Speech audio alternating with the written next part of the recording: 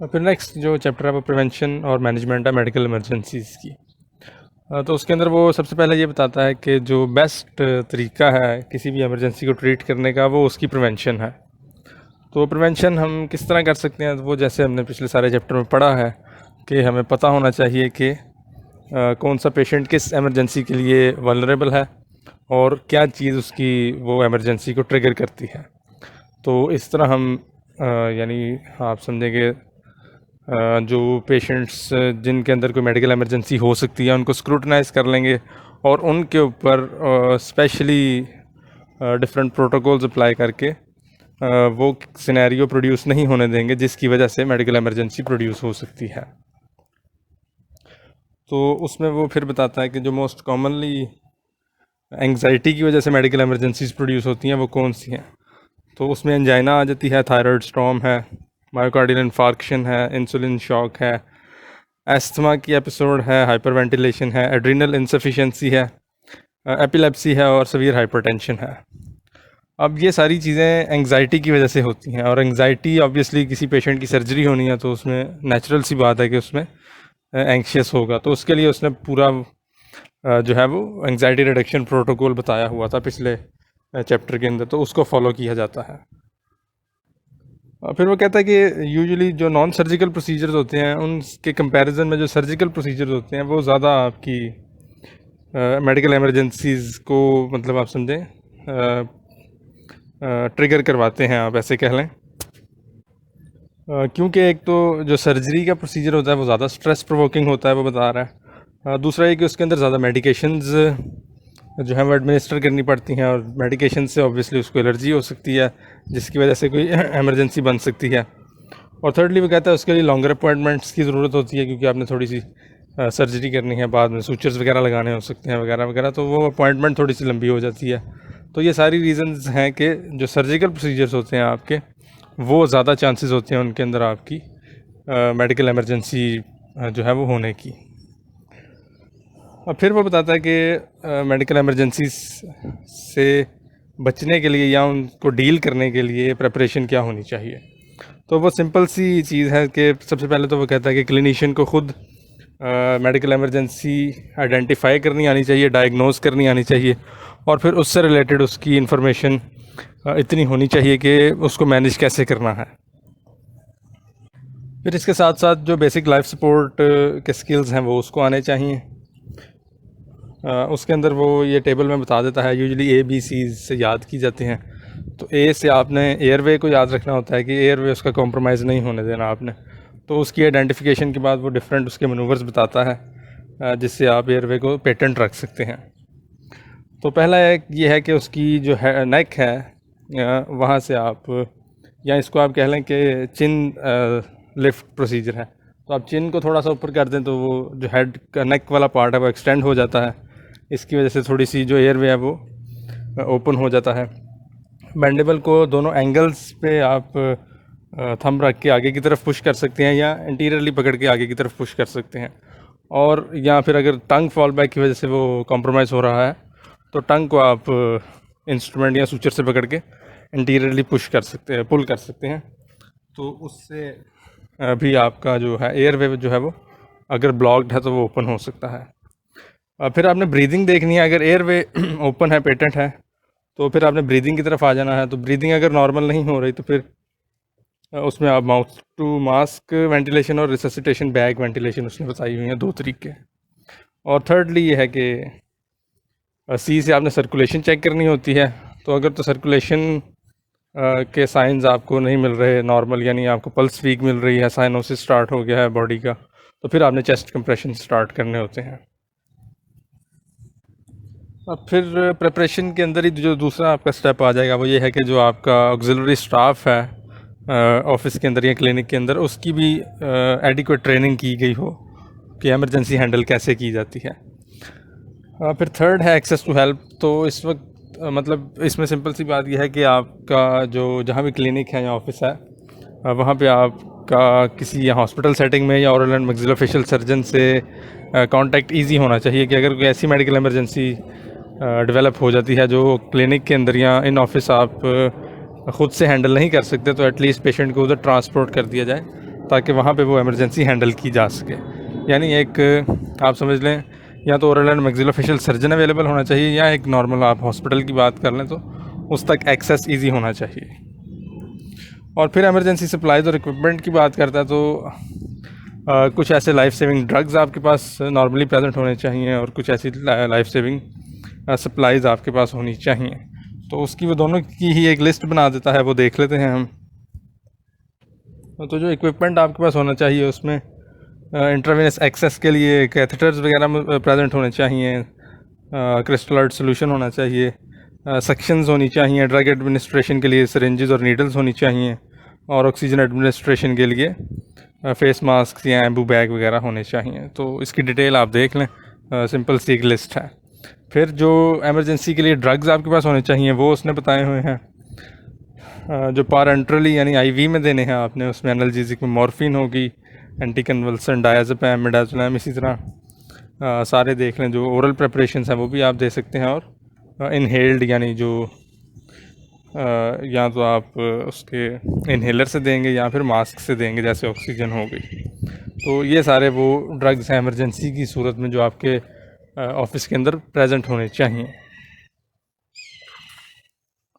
अब इन दोनों पे ही यूजुअली यूनिवर्सिटी क्वेश्चन बन जाता है कि वो कौन से ऐसे ड्रग्स हैं जो इमरजेंसी डील करने के लिए प्रेजेंट होने चाहिए, और वो कौन सा ऐसा इक्विपमेंट है जो प्रेजेंट होना चाहिए। तो ये दोनों ही टेबल उसके लिए उसके आंसर के लिए सफिशेंट है। और तो फिर इसके बाद वो मेडिकल इमरजेंसीज़ को एक एक करके थोड़ा सा एक्सप्लेन करेगा और उनकी मैनेजमेंट बताएगा। तो सबसे पहले वो बताता है हाइपर सेंसिटिविटी रिएक्शंस के बारे में। तो hyper sensitivity reactions usually type 1 के जो होते हैं वो सबसे सीवियर होते हैं। और जैसे जब एस्थमा हमने पीछे पढ़ा था तो उसमें भी हमने यही कहा था कि वो टाइप 1 हाइपर सेंसिटिविटी रिएक्शन है। तो उसमें IgE एंटीबॉडी बनती है फर्स्ट एक्सपोजर पे, और वो आपके मास्ट सेल्स और जो बेसोफिल्स होते हैं उनके ऊपर अटैच हो जाती है, और सब्सिक्वेंट एक्सपोजर के ऊपर फिर जो है वो मास्ट सेल डीग्रेनुलेशन करवाती है, जिसकी वजह से जो हमारे हाइपर सेंसिटिविटी के सिम्टम्स हैं वो शो होते हैं। तो हिस्टामिन रिलीज़ होती है बेसिकली ज़्यादा तादाद में, तो जो आपको सेंसिटिविटी के जो सिम्टम्स हैं उसको शो करवाती है। अब आपने ये देखना कि जो हाइपर सेंसिटिविटी है उसकी जो सिम्टम्स हैं उनकी सीवियरिटी क्या है, और उस हिसाब से उसको ट्रीट करना है। तो जो लीस्ट सीवियर से लेके मोस्ट सीवियर तक वो डिस्कस करेगा। तो जो लीस्ट सीवियर फॉर्म है वो आपकी सिर्फ स्किन की मैनिफेस्टेशंस होंगी, और स्किन की मैनिफेस्टेशंस भी बेसिकली दो तरह की हैं। एक ये है कि इमीडिएटली आपको, या फॉर एग्जांपल आपने पारेंट्रली कोई ड्रग दिया उसको, यानी आईवी दी है, और इमीडिएटली आपकी जो स्किन है उसके ऊपर रैश डेवलप हो गए हैं, अर्टिकेरिया डेवलप हो गया है। और दूसरी जो मैनिफेस्टेशन है वो ये होगी कि ओरली आपने कोई मेडिसिन ली है और कुछ अरसे के बाद, कुछ मतलब देर के बाद, घंटे बाद फिर जाके आपके जो स्किन के सिम्टम्स हैं वो स्टार्ट हुए शो होना। तो जो स्किन मैनिफेस्टेशंस हैं वो दोनों हो सकती हैं, लेट ऑनसेट और इमीडिएट ऑनसेट। फिर आप क्या देते हैं जो सिम्टम्स रेस्पिरेटरी ट्रैक्ट को अफेक्ट करेंगे। तो अगर तो लोअर रेस्पिरेटरी ट्रैक्ट इफेक्ट हो रहा है उसकी वजह से, तो उसमें जो मोस्ट कॉमन सिम्टम आपको शो होगा वो वीजिंग का होगा।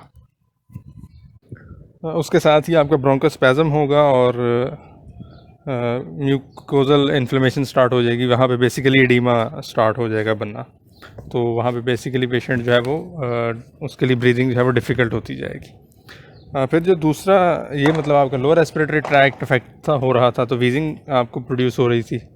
अब अगर आपका अपर रेस्पिरेटरी ट्रैक्ट यानी जहाँ पे वोकल कॉर्ड्स आपके प्रेजेंट होते हैं, तो वहाँ से अगर आपका एडीमा हो रहा है तो फिर आपका ऑब्वियसली ब्रीदिंग तो डिफ़िकल्ट होगी ही। तो वहाँ पे जो सिम्टम आपको मिलेगा वो स्ट्राइडर का होगा। स्ट्राइडर बेसिकली ये है कि क्रो लाइक आवाज़ आएगी जब वो बोलने की या सांस लेने की कोशिश करेगा। तो ये थोड़ा सा ज़्यादा सीवियर है जो आपका लोअर रेस्पिरेटरी ट्रैक्ट है उसकी निस्बत। और फिर जो फाइनली सबसे सीवियर फॉर्म है वो जनरलाइज्ड एनाफिलैक्सिस की है, यानी उसमें आप ये समझें कि ऑलमोस्ट सारी बॉडी जो है वो इन्वॉल्व हो जाएगी। तो उसमें बेसिकली जो सारे सिम्टम्स हैं ना वो इकट्ठे आपके स्टार्ट हो जाएंगे। तो जैसे ही आप ड्रग एडमिनिस्टर करेंगे स्पेशली आईवी में अगर आपने एलर्जिक ड्रग जो है जिससे उसको एलर्जी है बेसिकली वो एडमिनिस्टर किया है, तो उसमें फ़ौरन ही आपके जो स्किन मैनिफेस्टेशन है वो स्टार्ट हो जाएंगी। उसके अंदर आपका अर्टिकेरिया है जिसमें रेड स्वोलन बम्प्स बन जाएंगे जो इची होते हैं, और फिर आपका प्रोराइटिस स्टार्ट हो जाएगा।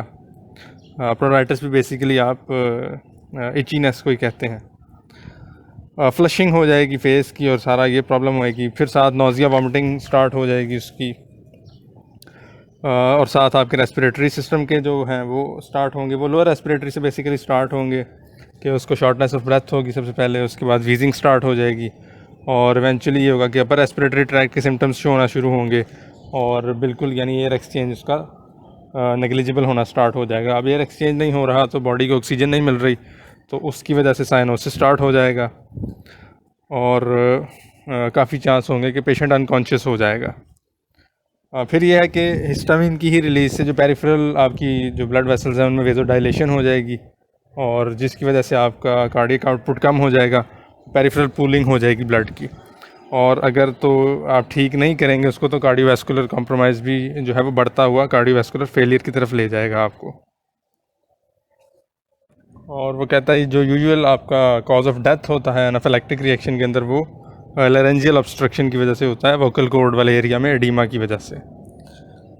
अब ये सारी मैनिफेस्टेशंस हैं आपकी हाइपर सेंसिटिविटी रिएक्शंस की। अब आपने देखना है कि हर जो डिफरेंट मैनिफेस्टेशन है इसको आपने ट्रीट कैसे करना है।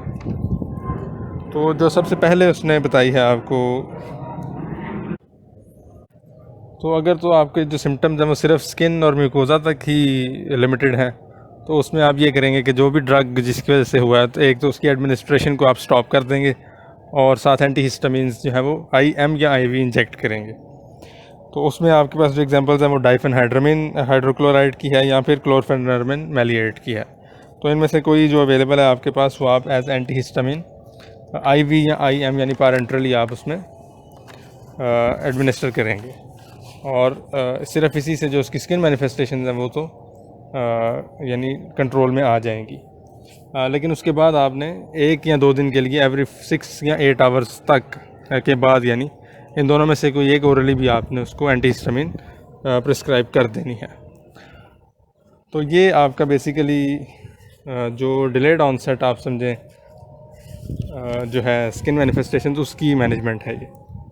फिर वो आपके पास सिनेरियो है कि जिसमें इमीडिएटली आपको जो स्किन की मैनिफेस्टेशन है वो शो होना स्टार्ट हो गई हैं।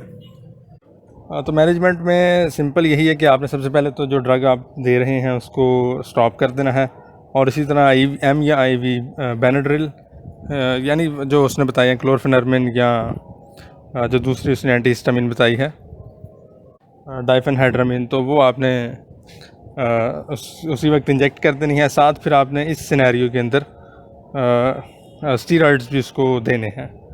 तो उसमें उसने 3 एग्जांपल्स दी हुई हैं, 100 mg हाइड्रोकोर्टिसोन, 8 mg डेक्सामेथासोन या फिर 125 mg मिथाइल प्रेडनिसोलोन। तो ये आप उसमें इंजेक्ट कर सकते हैं यानी एडमिनिस्टर कर सकते हैं आप ये कह लें, अगर उसी वक्त जो उसकी स्किन मैनिफेस्टेशन है वो स्टार्ट हुई हैं। उसके अलावा आपने मॉनिटर करने हैं वाइटल साइंस, पेशेंट के फिजिशियन को कंसल्ट कर देना है, उसको 1 घंटा ऑफिस में बिठाना है, मॉनिटर करना है, और उसी तरह जो आपने एंटीहिस्टामिन है वो ओरली उसको प्रिस्क्राइब कर देनी है हर 6 घंटे के बाद। और जो स्टीरॉइड्स आपने दिए हैं उसको ख़त्म करने के लिए उसकी डोज को टेपर करते जाना है, यानी एकदम नहीं छुड़वा देना, उसकी डोज टेपरिंग करके फिर छुड़वानी है। तो ये मैनेजमेंट थी स्किन वाले जो मैनिफेस्टेशंस थी उसकी। अब अगर रेस्पिरेटरी ट्रैक्ट के देखें तो सबसे पहले जो लोअर रेस्पिरेटरी ट्रैक्ट के सिम्टम्स हैं अगर वो शो हो रहे हैं यानी वीजिंग है और माइल्ड डिस्निया है, तो उसमें आपने ये करना है कि जो भी ड्रग आप दे रहे हैं वो आपने डिसकंटिन्यू कर देना है, उसको सिटिंग पोजीशन में रखना है, और उसको बीटा एगनिस्ट जो होगा उसके पास इनहेलर उससे उसको 2 पफ्स इनहेल करवा देने हैं। साथ ही आप उसको ऑक्सीजन भी लगा सकते हैं। तो अगर तो इससे मैनेज हो जाता है तो ठीक है, अदरवाइज़ ये है कि फिर आपने या साथ उसके स्टीरॉइड्स एडमिनिस्टर करने हैं जैसे ऊपर उसने बताए वैसे, और अगर इससे भी वो ठीक नहीं हो रहा तो फिर आपने एपिनेफ्रिन जो है वो एडमिनिस्टर कर देनी है, जो इंजेक्शन IM आपने देना है 0.3 ml 1:1000 की रेशो वाला वो होगा। तो उसके साथ आपने IV एक्सेस अगर ज़रूरत है तो वो ले लें, यानी अगर उसको हाइपोटेंशन हो रही है तो आप IV एक्सेस ले लें और कोई ड्रिप वगैरह स्टार्ट कर दें उसकी। उसके अलावा आप उसके प्राइमरी फिजिशियन से कंसल्टेशन ले लें, उसको 1 घंटे तक ऑब्ज़र्व करें और एंटीहिस्टामिन्स बाद के लिए प्रिस्क्राइब कर दें। फिर अगर अपर रेस्पिरेटरी ट्रैक्ट का इन्फेक्शन है, यानी स्ट्राइडस ब्रीदिंग हो रही है उसकी और मॉडरेट टू सीवियर डिस्निया है, तो उसमें आपने ये करना है कि सारी जो ड्रग्स हैं उसकी एडमिनिस्ट्रेशन स्टॉप कर देनी है, उसको अपराइट बिठाना है और इस केस के अंदर आपने एपिनेफ्रिन पहले एडमिनिस्टर करनी है। जबकि लोअर रेस्पिरेटरी ट्रैक्ट में अगर आपके पास पेशेंट आया है तो पहले आपने एल्ब्यूटरॉल के उसको इन्हेलर दिया था, बीटा एगनिस्ट आप समझें, जो उसको 2 पफ से इन्हेल करवाए थे, और अगर उससे ठीक नहीं हुआ तो फिर एपिनेफ्रिन दी थी। जबकि इस केस के अंदर आपने एपिनेफ्रिन पहले एडमिनिस्टर कर देनी है, साथ ऑक्सीजन स्टार्ट कर देनी है और उसके जो जो वाइटल साइंस है वो मॉनिटर करते रहने हैं। उसके अलावा आप एंटीहिस्टामिन्स और स्टीरॉइड्स एडमिनिस्टर कर सकते हैं अगर ज़रूरत है तो। IV एक्सेस ले लें अगर तो सिम्टम्स इन सारी चीज़ों से ठीक नहीं हो रहे, फिर आपने उसको एज एनाफिलेक्टिक शॉक के ट्रीट करना है। और फर्दर आप समझ लें कि आपने उसके फिजिशियन से कंसल्टेशन ले लेनी है और उसको एमरजेंसी के तौर पे यानी या तो सर्जन के पास रेफ़र कर दें या फिर किसी हॉस्पिटल में ट्रांसफ़र करने की तैयारी कर लें अगर उसके जो साइंस और सिम्टम्स हैं ये सारी चीज़ें करने से भी ठीक नहीं हो रहे, क्योंकि ऑब्वियसली इन ऑफिस तो आप इसके अलावा कुछ नहीं कर सकते।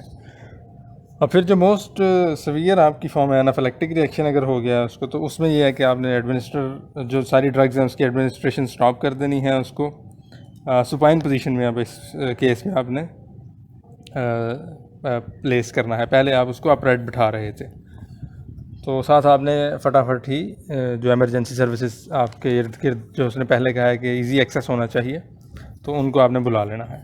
और इस केस में भी आपने सबसे पहले एडमिनिस्टर करनी है एपिनेफ्रिन और उसके साथ BLS स्टार्ट कर देना है, यानी आपने उसको साइनोसिस और कार्डियोवैस्कुलर कॉम्प्रोमाइज़ से बचाना है। वाइटल साइंस उसके मॉनिटर करते रहने हैं और अगर बिल्कुल ही उसकी ब्रीदिंग नहीं हो रही फिर आपने ट्राई करना है, अगर तो पॉसिबल है आप ट्रेंड हैं तो क्रिकोथायरॉटमी करनी है आपने, ताकि जो उसका वोकल कॉर्ड से वहाँ से एडीमा हुआ है वो आप बाईपास करके डायरेक्टली जो है वो ट्रेकिया के नीचे से, यानी वहाँ से थायराइड के नीचे से आपने करनी होती है ट्रेकियोस्टमी आप कह लें, तो वहाँ से आप जो है वो एयरवे उसका मैं जो है वो ओपन कर लें।